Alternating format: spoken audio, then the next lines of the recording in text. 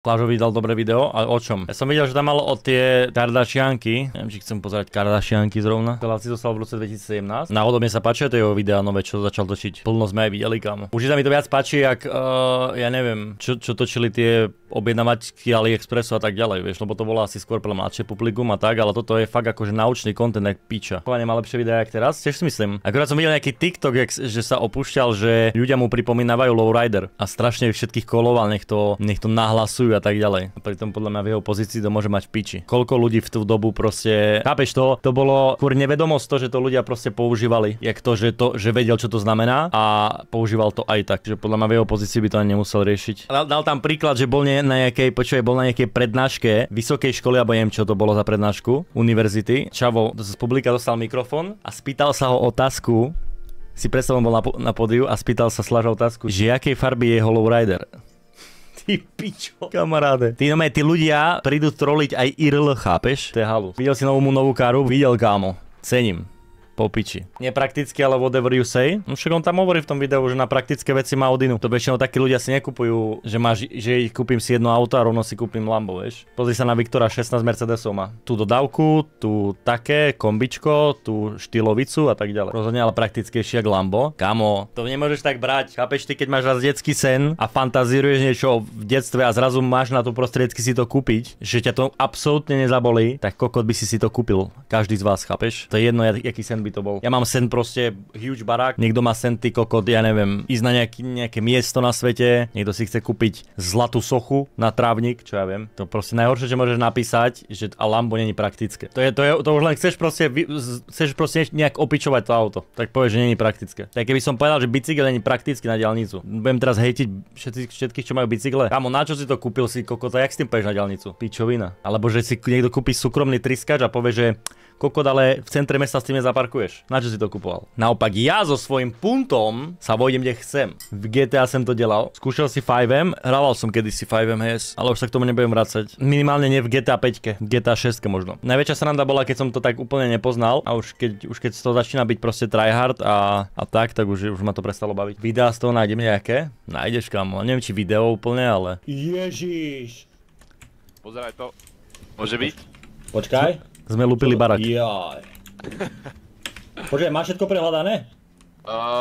Toto sa dá prehľadať, to niečo dlhoprsty banditi. Tu stolik. Aha. To som zrobil, Toto je čo sa tu deje? Snema. Čo som ho mal? Tajkazi. Aha, uteká. Tajkazi. On uteká. On ušiel, ty kokot. Ušiel preč. To je kokot. Vieš čo bolo dobré? S tým žolom, kámo. Daj ruke, hej! Hej! Ruky hovorím! Daj ruce! Daj tu ruky dole! Daj tu zbraň dole! Daj tu zbraň, hovorím do piče! Polož tu zbraň okamžite! Dobre, že strieľať! Okamžite polož tu zbraň, ti říkám. Daj tu zbraň dole, ti hovorím. Ja ti říkám. Polož tu zbraň okamžite. Dávaj dole tú zbraň, ti hovorím! Daj hore ruky. S kým sa bavíš? Tá žolo hukáčka bola dobrá. Investuješ nejak svoje prachy, akcie, krypto, nemovitosti? Mám niečo v krypte, mám niečo v byte, aj keď to je na hypo, ale akože, chápeš, tam idú mesačné peniaze. A to je všetko, no. A ďalej budem asi znova kúpim niečo. Pýtal som sa, či je lepšie splatiť predčasne hypotéku, alebo kúpiť ďalší akýby byt a asi je lepšie akýby kúpiť ďalšie niečo. Nemáš menší byt na prenájom? Nemám teraz nič. V akciách nemám nič zatiaľ. Zlato teď letí hore? Zlato letí hore posledných 17 rokov. To je proste investícia, ktorá je super vec, len je problém s tým, že jaké zlato kupovať. Kúpiť zlato je ľahké, predať je ťažšie. Čiže ty najlepšie, keď kúpiš zlato napríklad jak to mi Viktor vysvetloval z Rakúska Filharmonia, nejaké mince, ktoré si nakúpiš a vlastne oni ti to aj automaticky odkúpia napríklad do 5 rokov. Dostaneš s tým certifikát a oni to aj odkupujú. Zatiaľ čo keď si kúpiš napríklad samotné zlato, napríklad tavené, tehlu alebo tak je ťažko zohnať niekoho, kto ti to kúpi len tak, vieš. Ak zlato, tak nie v akciách, ale mince a tehličky. Mince skôr, no. Ale potom máš proste schýzu, že kde býváš, či máš na to trezor, máš to v fyzickej podobe a tak, vieš. No, určite keby som mal zlato, tak o tom nevyprávam verejne. Myslíš prášku mincovňu, čo robí emisie zlatých minci? Jo, myslím, že niečo také vysvetloval. Že normálne k tomu dostaneš papier, prídeš tam, kúpiš mince, potom ti to aj odkúpia. Česká mincovňa, zlaté mince. No jasné. To bude asi ono. Dívaj sa. Kúpiš si túto. Ale majú aj lacnejšie. Ty pičo, 15 000. Zlatá 5 únovcová investičná minca český lev. A Slovakia. Za 15 000. Dívaj sa s orlom. Ty blázne. Kúp to? Mám to kúpiť? Pridať do košíka, ty kokot, jak na Alze. Prečo to vyzerá jak paralen? Ukáž, čo tam majú ešte.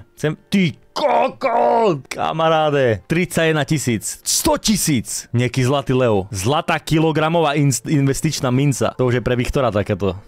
Kilové zlato za 100 000. Koľko? Čo to znamená uncová? To koľko váži? Aha, slovenský. Ale neviem, že či tá...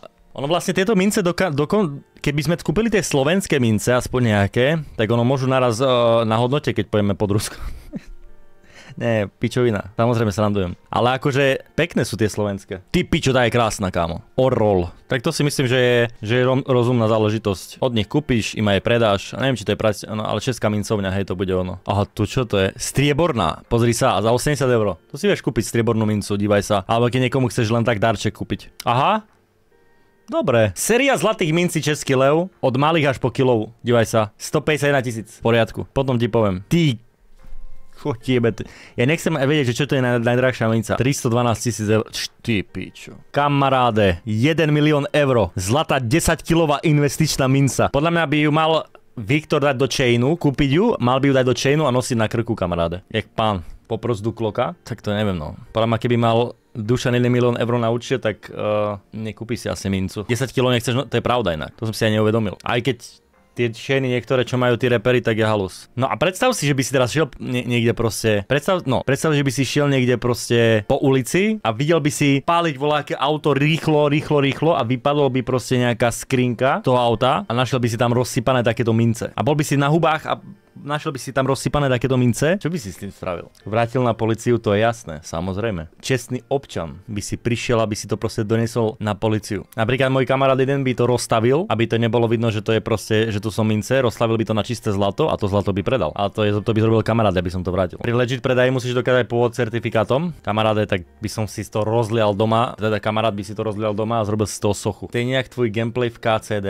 Kamo, môj gameplay v KCD pozostáva z čestných praktík, ktoré ak neocení daný človek, tak prídu tie nečestné praktiky. Ja som prišiel za týpkom a povedal som mu, že daj mi tvojho najlacnejšieho koňa zadarmo, pretože nemám peniaze, a on povedal, že nedá. Tak som ho proste rozsekal mečom a zobral som mu peniaze aj koňa. Máte na SK, že máš na rok na percento z nálezu? No máš, no, ale to vieš, ak môžeš veriť tomuto štátu. Teda môžeš samozrejme veriť tomuto štátu, určite, takže by si to mal vrátiť a dostal by si percenta. Zlatý odlitek svojej Rexony. Kde som sa tu dostal, že môj kokot budete volať Rexona do piče. To normálne môže tento mím odísť. A vy to niekedy tak robíte, že si len tak pozeráte veci, čo si nemôžete dovoliť a sa zasnívate a máte pocit z toho, aký by ste to mali. Keby, že sa nažerete z toho, čo len vidíte. Ne? Fakt ne, ja to robím. Podľa mňa to robíte, aj vy, čo ste napísali, že nie, to je pičovina, to je podľa mňa ľudská predstavivosť. Kamo, nehovor mi, že sa nikdy nezatulal na autobazár nejaký EU a nedostal sa k tým najdrahším autom a povedal si, že ty kokot, keby som si to kúpil. More, jak by som si jazdil. By som prišiel na stretávku do strednej školy na takom fáre, bim bom. Hotovo, odchod. Dig okuliare by si dal dole jak v edite.